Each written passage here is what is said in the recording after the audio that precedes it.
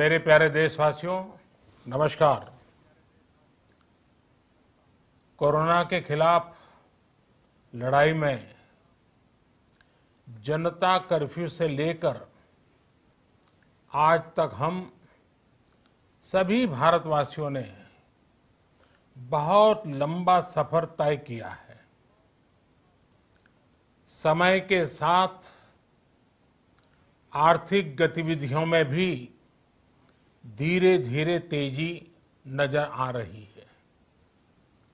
हम में से अधिकांश लोग अपनी जिम्मेदारियों को निभाने के लिए, फिर से जीवन को गति देने के लिए रोज घरों से बाहर निकल रहे हैं। त्योहारों के इस मौसम में बाजारों में भी रौनक धीरे धीरे लौट रही है, लेकिन हमें ये भूलना नहीं है कि लॉकडाउन भले चला गया हो, वायरस नहीं गया है। बीते 7-8 महीनों में प्रत्येक भारतीय के प्रयास से भारत आज जिस संभली हुई स्थिति में है, हमें उसे बिगड़ने नहीं देना है और अधिक सुधार करना है। आज देश में रिकवरी रेट अच्छी है, फैटेलिटी रेट कम है। भारत में जहां प्रति 10 लाख जनसंख्या पर करीब 5,500 लोगों को कोरोना हुआ है, वहीं अमेरिका और ब्राजील जैसे देशों में ये आंकड़ा 25,000 के करीब है। भारत में प्रति 10 लाख लोगों में मृत्यु दर 83 है, जबकि अमेरिका, ब्राजील, स्पेन, ब्रिटेन जैसे अनेक देशों में ये आंकड़ा 600 के पार है। दुनिया के साधन संपन्न देशों की तुलना में भारत अपने ज्यादा से ज्यादा नागरिकों का जीवन बचाने में सफल हो रहा है। आज हमारे देश में कोरोना मरीजों के लिए 90 लाख से ज्यादा बेड्स की सुविधा उपलब्ध है। 12,000 क्वारंटाइन सेंटर्स है। कोरोना टेस्टिंग की करीब 2,000 लैब्स काम कर रही है। देश में टेस्ट की संख्या जल्द ही 10 करोड़ के आंकड़े को पार कर जाएगी। कोविड महामारी के खिलाफ लड़ाई में टेस्ट की बढ़ती संख्या हमारी एक बड़ी ताकत रही है। सेवा परमो धर्म के मंत्र पर चलते हुए हमारे डॉक्टर, हमारे नर्सिस, हमारे हेल्थ वर्कर्स, हमारे सुरक्षाकर्मी और भी सेवा के भाव से काम करने वाले लोग इतनी बड़ी आबादी की निस्वार्थ सेवा कर रहे हैं। इन सभी प्रयासों के बीच ये समय लापरवाह होने का नहीं है। ये समय ये मान लेने का नहीं है कि कोरोना चला गया या फिर अब कोरोना से कोई खतरा नहीं है। हाल के दिनों में हम सब ने बहुत सी तस्वीरें, वीडियो देखे हैं जिनमें साफ दिखता है कि कई लोगों ने अब सावधानी बरतना या तो बंद कर दिया है या बहुत ढिलाई ले आए हैं। ये बिल्कुल ठीक नहीं है। अगर आप लापरवाही बरत रहे हैं, बिना मास्क के बाहर निकल रहे हैं, तो आप अपने आप को, अपने परिवार को, अपने परिवार के बच्चों को, बुजुर्गों को उतने ही बड़े संकट में डाल रहे हैं। आप ध्यान रखिए, आज अमेरिका हो या फिर यूरोप के दूसरे देश, इन देशों में कोरोना के मामले कम हो रहे थे, लेकिन अचानक से फिर से बढ़ने लगे हैं और चिंताजनक वृद्धि हो रही है। साथियों, संत कबीरदास जी ने कहा है, पक्की खेती देख के गर्व किया किसान, अजहू जोला बहुत है, अजहू जोला बहुत है, घर आवे तब जान।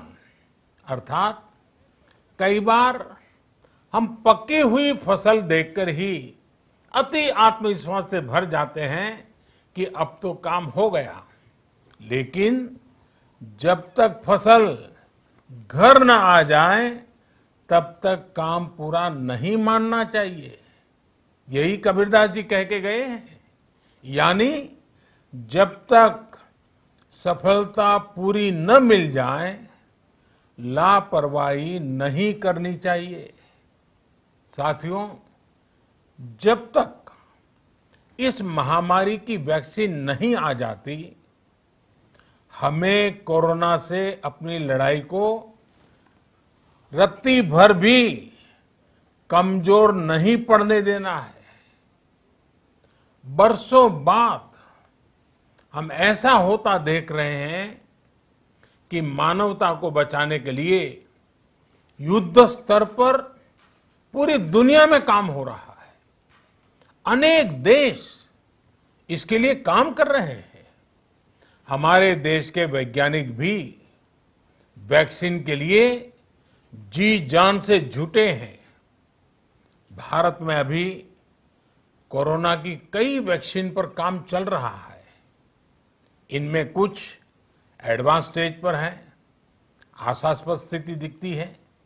साथियों, कोरोना की वैक्सीन जब भी आएगी, वो जल्द से जल्द प्रत्येक भारतीय तक कैसे पहुंचे, इसके लिए भी सरकार की तैयारी जारी है। एक एक नागरिक तक वैक्सीन पहुंचे, इसके लिए तेजी से काम हो रहा है। साथियों, रामचरितमानस में बहुत ही शिक्षाप्रद बातें हैं, सीखने जैसी बातें हैं, लेकिन साथ साथ अनेक प्रकार की चेतावनियां भी हैं। जैसे रामचरितमानस में बहुत बड़ी बात कही गई है, रिपु रुज पावक पाप, रिपु रुज पावक पाप, प्रभु अहि गनीय न छोट करी। अर्थात आग, शत्रु, पाप यानी कि गलती और बीमारी, इन्हें कभी छोटा नहीं समझना चाहिए। जब तक इनका पूरा इलाज न हो जाए, इन्हें हल्के में नहीं लेना चाहिए। इसलिए याद रखिए, जब तक दवाई नहीं, तब तक ढिलाई नहीं। त्योहारों का समय हमारे जीवन में खुशियों का समय है, उल्लास का समय है। एक कठिन समय से निकलकर हम आगे बढ़ रहे हैं।